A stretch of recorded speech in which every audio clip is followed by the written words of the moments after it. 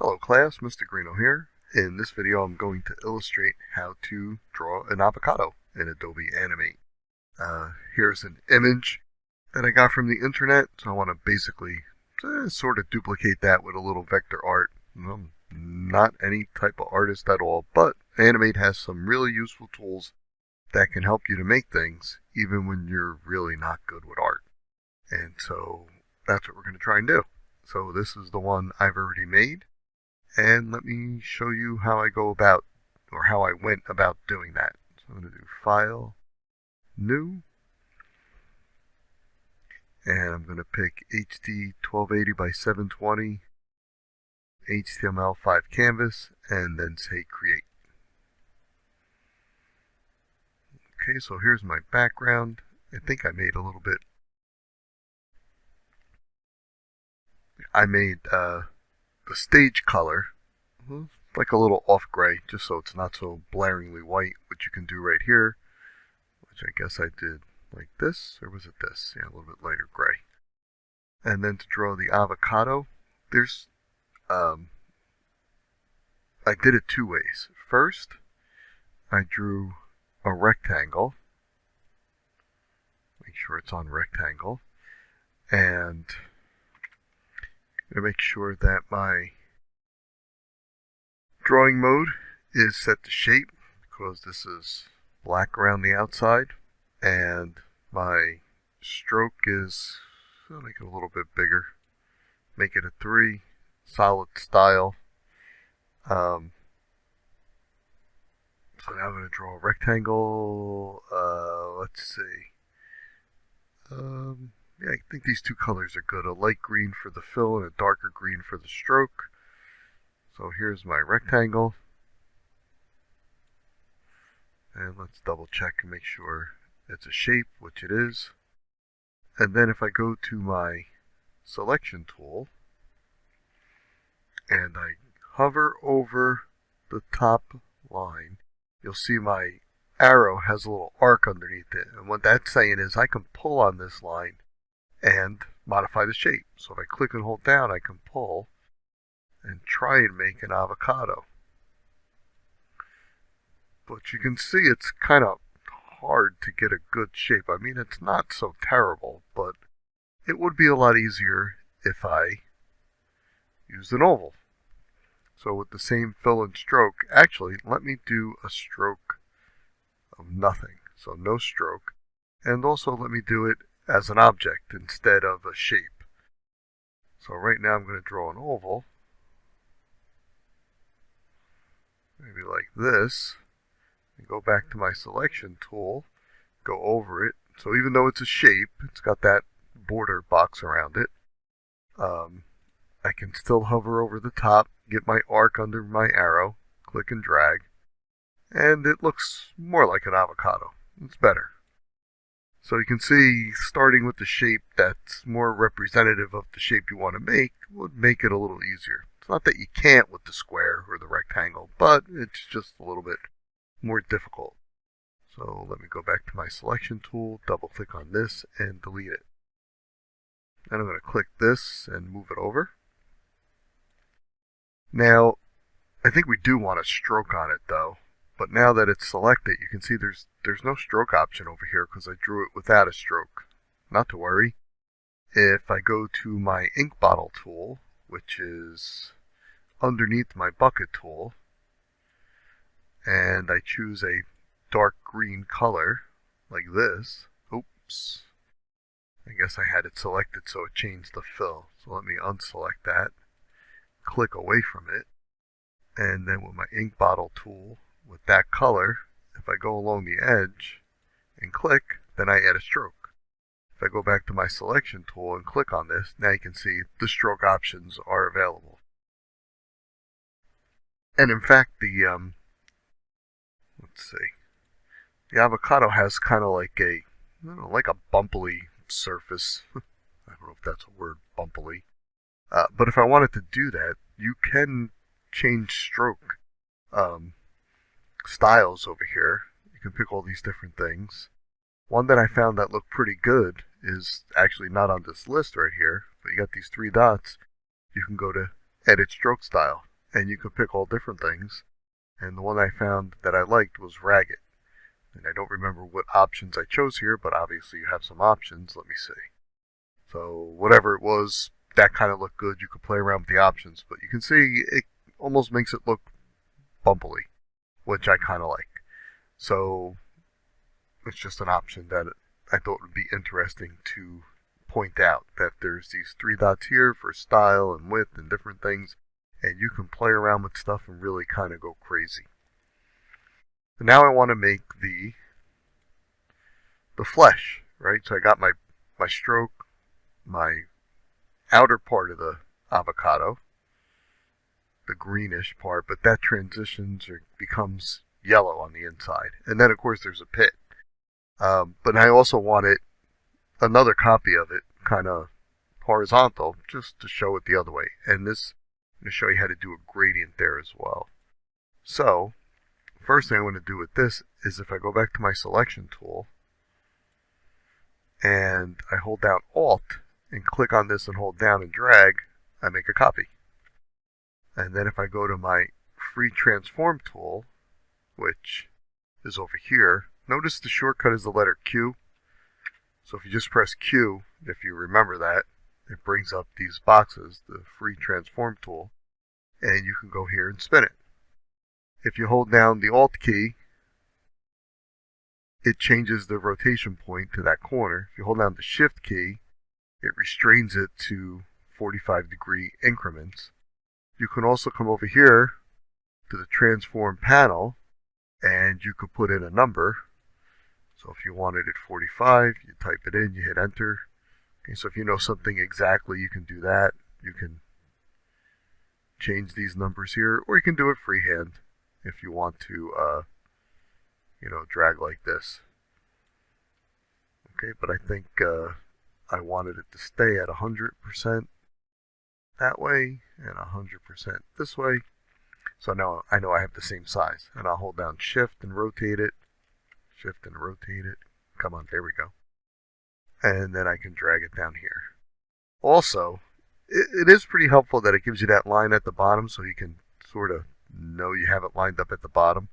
But you can also, there's a very useful panel here, the alignment panel. So if I have this selected and I hold down Shift and click the other avocado, click my alignment panel, and choose this, align both to the bottom, boom, it jumps it to the bottom. So that's another useful thing that you can use. So you can do things freehand, or you can use some of the tools here. I often use this because the way I like to align things. Curiously, all these symbols are the same that are used in our yearbook software for aligning pictures on a yearbook page. So it's pretty good to know these things because it's pretty common. Alright, and now I want to make the yellow flesh. So I'm going to hold down Alt and click this and drag again. And I'm going to change this. Well, I don't want any stroke now for the yellow. So I'm going to turn this off. So no stroke. And the fill, I'm going to pick some yellow. That's pretty bright. I mean, I don't know. The flesh of an avocado. Well, let's just use that. And if I drag it back over, it's the same size, so I don't want that. But I don't know. I guess I could do this.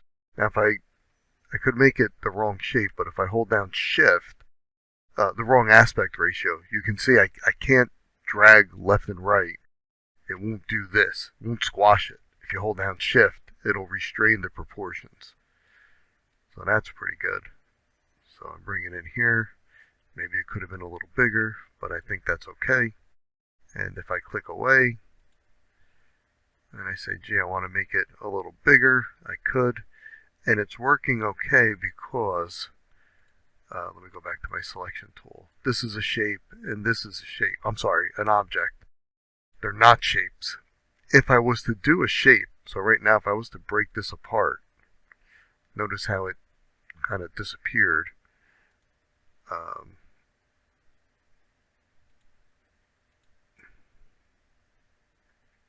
So what happened is it went behind this because I have a shape and an object now together.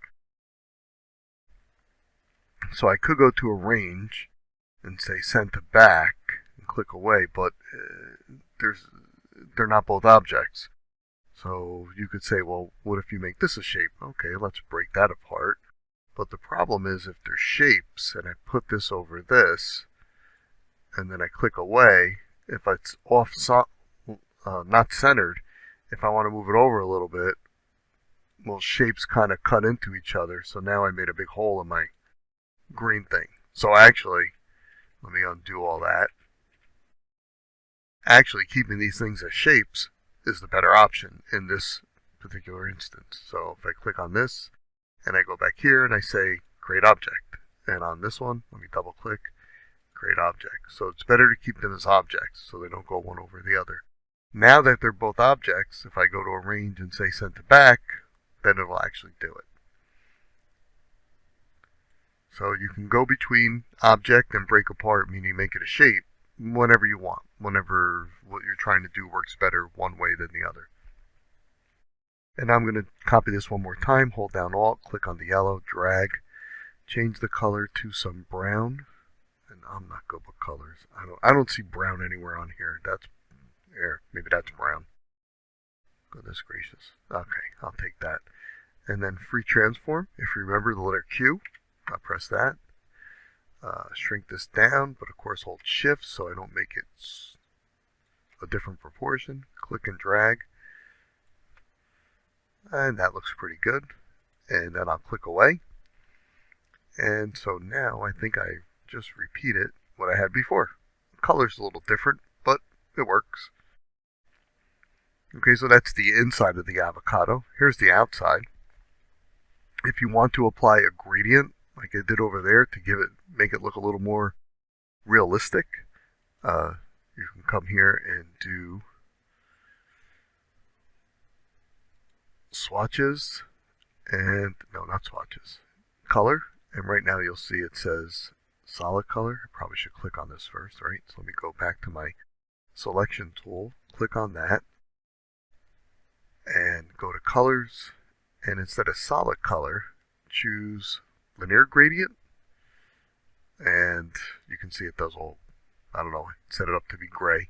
If it's not the color you want, you click on one of these, and then you pick the color, and you can click on the other one, pick a different color,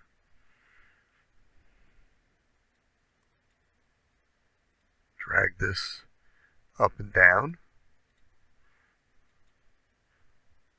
and also you can do a radial gradient, so it starts from the center. I think the linear looks better. Click on this one, go to different green, pretty much have the same green I think now, and you can also drag this so it goes, I don't know how I did that. Click on this, click over here. Well, gee, I don't know. Maybe you like that.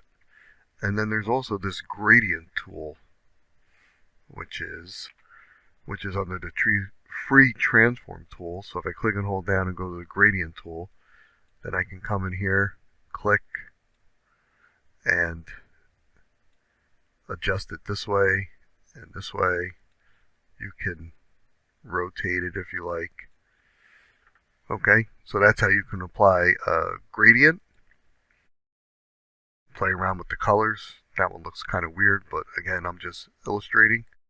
And last thing too is, if you wanted to show some imperfection in the surface, you could go to your subselection tool and click on this, and you could just drag right here, but that kind of is a little overdone.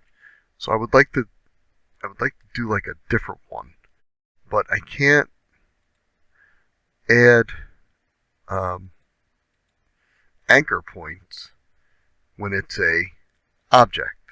So I'm going to click over here, click on this once, break it apart, go back to my subselection tool, click on here, and while it's selected, I'm going to click add an anchor point, and add an anchor point there, go back to the subselection tool, and drag it just a little bit to make a little imperfection.